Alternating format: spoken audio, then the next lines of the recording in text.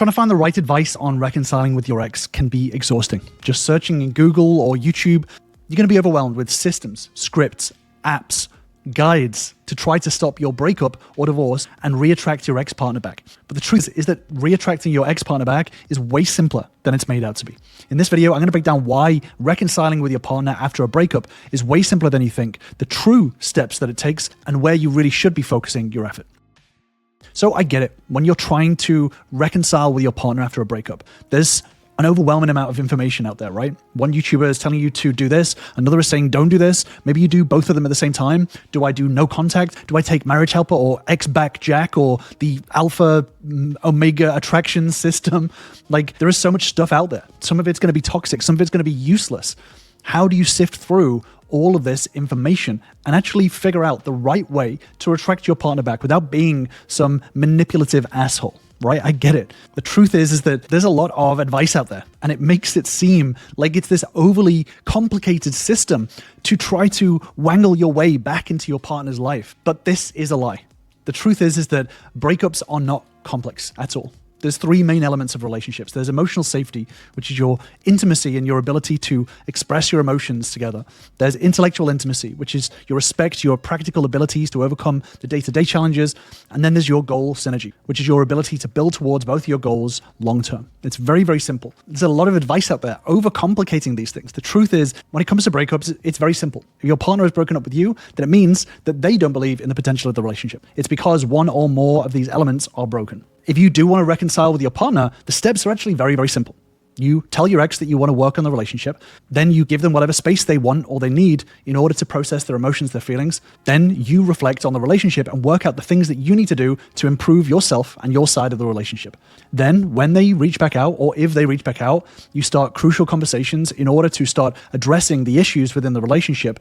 And then finally, you keep building yourself and you keep building the relationship. These are 5 very, very simple steps. Now, just because there are 5 simple steps doesn't mean that it's necessarily easy. But the truth is that most people's focus ends up being on steps 1 and 2. They ask themselves, do I tell my ex that I want to work on the relationship? Do I not tell them? Do I pretend I'm not interested? Do I give them the space that they want? Do I do no contact? Do I not give them the space that they want? The truth is that there are a lot of people out there who will take a lot of your money on giving you scripts, tactics, games to play, whilst your ex is wanting to have their space. And you can spend so much time and money trying to find this perfect solution to prevent your ex from trying to take the space that they're asking for. This is what my members and I call the perfect solution fallacy. Instead of doing step 3, which is reflecting on the relationship and working on the things that you need to do, you try to look for a better tactic, a new script, a new manipulative thing to try to get your partner's attention or to try to reattract them back. This is where we start to invent this artificial complexity in our minds, this idea that the solution is a lot more complex than it actually is. After all, if we start to believe that the solution to reconciling with our partner is more complex,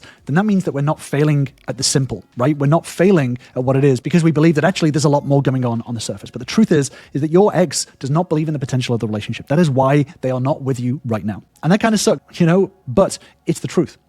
Because if they believed in the relationship right now, then they would be with you. So like I said, there's a lot of people out there that are pretending that this situation is a lot more complex than it actually is. And they're going to try to overcomplicate the solution. So the most crucial step is step 3.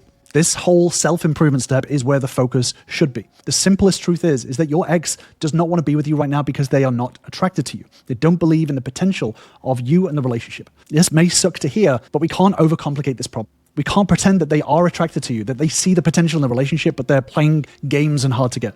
That's not the truth. So you have a choice in investing your time trying to prevent your partner from having the space, or you can invest your time into what is effective, into raising your self-esteem, into losing neediness, into learning where you can improve and the skills to communicate and navigate a relationship. This is where true self-improvement happens, and this is where your focus should be. Because the truth is that you need to focus on step 3, the self-improvement step, so that you're ready for when step 4 happens.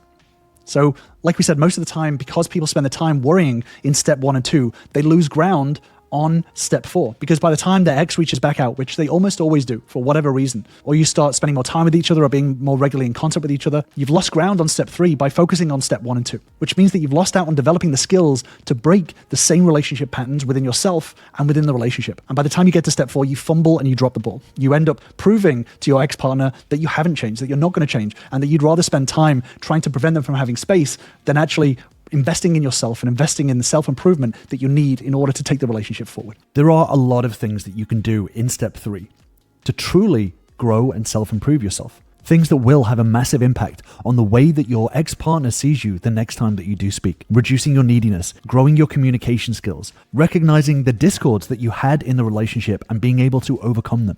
Building empathy, building trust, increasing your self-awareness, growing your emotional intelligence, cultivating win-wins, and building your ability to cultivate interdependence. Spending your time focusing on these elements will maximize your chances of reattracting your partner back. The problem comes when you don't focus on this and you focus on the wrong things, which means that you don't end up growing in the ways that you should. And the consequence of this is that when you do fumble the ball and you do screw up the relationship once again, then one of two things usually happens.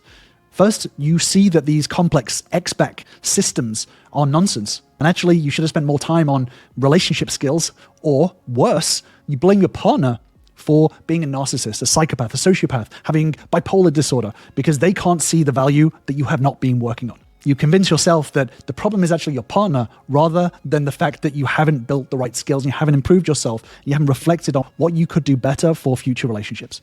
Ironically, spending this time trying to find this no contact scripts or ideas ends up wasting so much time. So by the time your partner reaches back out for contact, you're in exactly the same position that they left you in. And it proves to them that given the chance to either work on yourself and make true improvements or spend time on the wrong thing, you're going to spend time on the wrong thing. So this is why it's so crucial to spend time in step 3 in the self-improvement to prepare yourself for when step 4 and 5 happens. Because ultimately, when your partner does reach out, you want your changes to be truly noticeable. And, I understand that this is not what a lot of people want to hear. A lot of people are going to want to believe that there is some complex tactical system in order to pull your partner back. But ultimately, your partner is only going to come back to you if they see over time that you are reflecting regularly on how you can improve and you're showing through your actions actual improvements rather than some sort of script or tactic. Your partner's not going to come back to you if you're buying them gifts. When people spend time focusing on 1 and 2, they try to overly prove to their partner that they are changing. They start posting on social media all of these pictures of them in the gym or going out on dates or whatever it is.